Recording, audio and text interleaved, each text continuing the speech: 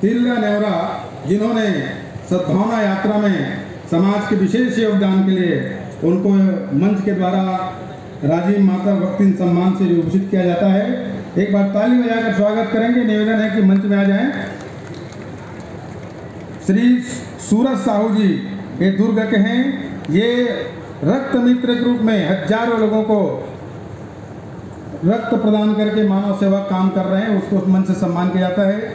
आदरणीय डॉक्टर नारायण साहू जी, ये दंतेवाड़ा में कृषि वैज्ञानिक है, एक बहुत अच्छा कृषि के क्षेत्र में उत्कृष्ट योगदान समाज को गौरव प्रदान किया है। वो आकर मन सम्मान प्रदान करें। ये देते जाए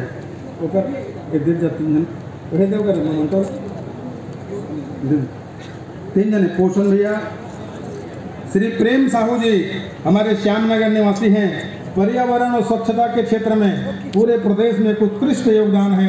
स्वयं के पैसा लगाकर गांव को सुंदर और पर्यावरण सुसज्जित करने का प्रयास। एक बार ताली बजाकर सम्मान करेंगे।